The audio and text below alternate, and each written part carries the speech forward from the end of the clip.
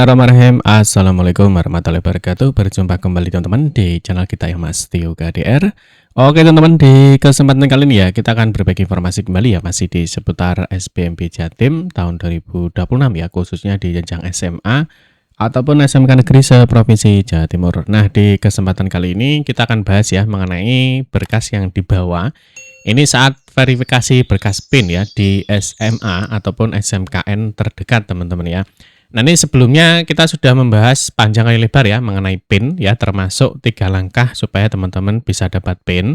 Terus ada juga berkas yang diupload ya. Nah, termasuk di sini kemarin kita juga sudah bahas bagaimana sih cara ambil PIN. Nah, termasuk nanti ada berkas atau data itu yang diupload ya saat pengajuan PIN secara online. Nah, di sini nanti kita akan membahas mengenai berkas atau data apa yang dibawa saat verifikasi PIN di SMA atau SMKN. Nah, yang pertama yang perlu diketahui ya, bahwa ini nanti berlaku untuk semua jenis lulusan. Ya, baik lulusan Jatim tahun 2026, lulusan Jatim tahun lalu, ataupun lulusan luar Jatim. Nah, di sini nanti tentunya teman-teman harus paham dulu ya, bahwa langkah ambil PIN itu ada 2. Yang pertama adalah melakukan pengisian data. Ya, melakukan pengisian data, mengupload berkas ya secara online. Terus berikutnya kedua itu siswa itu ya, itu harus mendatangi SMA atau SMK N terdekat ya sesuai dengan alamat domisili. Nanti teman-teman kan sudah memilih ya di mana nanti tempat verifikasi berkas PIN-nya. Nah, kemarin kita nanti teman-teman mungkin yang bingung ya, berkas yang diupload ini sudah kita upload kemarin.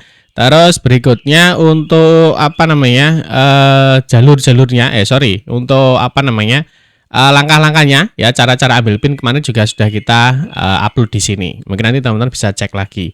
Nah, setelah poin 2 ini ya, jadi sini. Nah, ini kalau kita lihat di jadwal ambil PIN kan teman-teman nanti di tanggal 28 ya, 28 Mei sampai 9 Juni ini mengupload berkas data secara online. Setelah itu di berikutnya kalian harus wajib datang ke sekolah yang sudah kalian tentukan ya saat di sini di poin 2 ini. Nanti kalian mau verifikasi berkas PIN di mana. Nah, tentunya ini ada berkas atau dokumen yang wajib dibawa, gitu ya. Jadi ini kita kasih gambarnya dulu. Jadi berkas yang dibawa nanti saat verifikasi PIN biar nanti nggak bolak-balik teman-teman ya. Nah, nanti kita akan bahas di sini.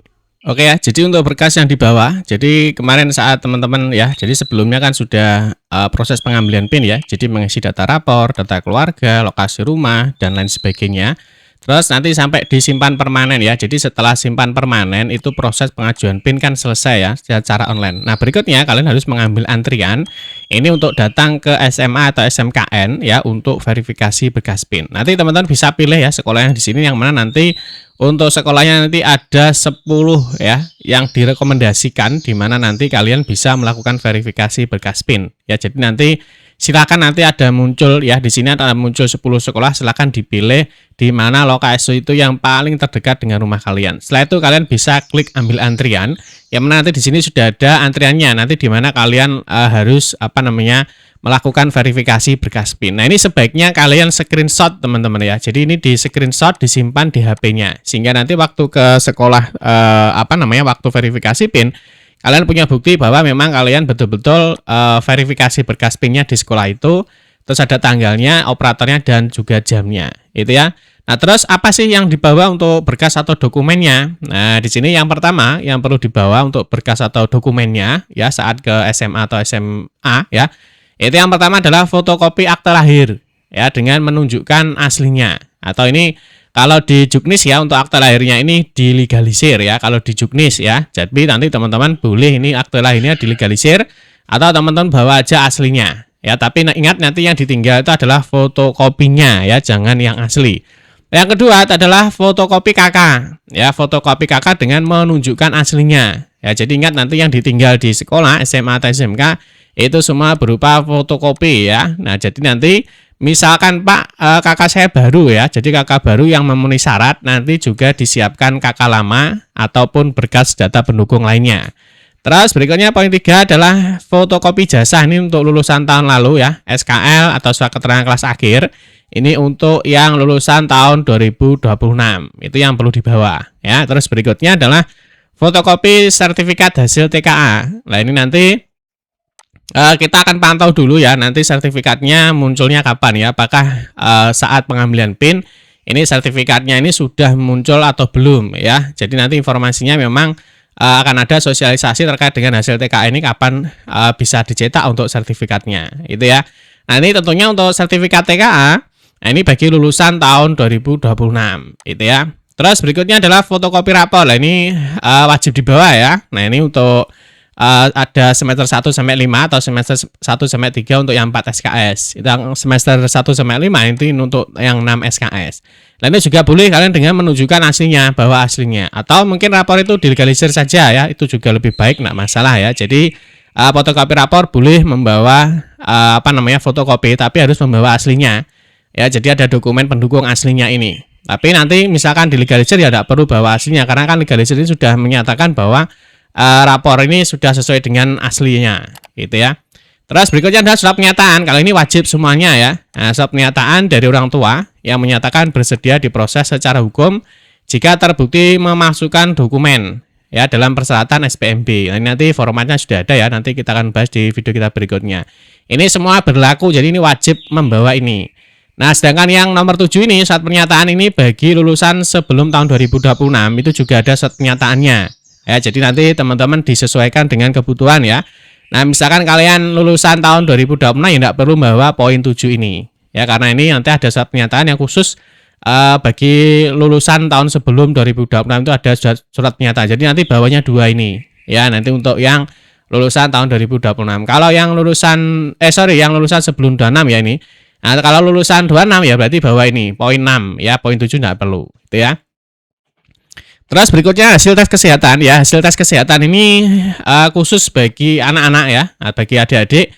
Ini akan mendaftar di SMK ya dengan keahlian tertentu atau jurusan tertentu. Lain nanti di dalamnya tidak buta warna atau wajib ada tinggi badan. Ya, jadi hasil tes kesehatan ini bagi yang mau daftar di SMK dengan jurusan tertentu, gitu ya.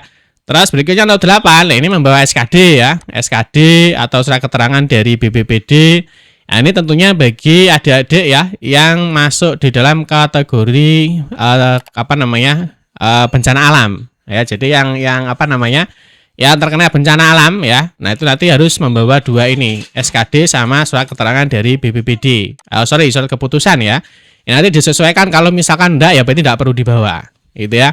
Terus poin 9 ini juga sama ya, SKD, terus membawa izin operasional ya atau pendirian lembaga. Terus aja SPJTM. Nah, ini bagi yang berada di domisilinya di pondok atau di panti asuhan atau panti sosial.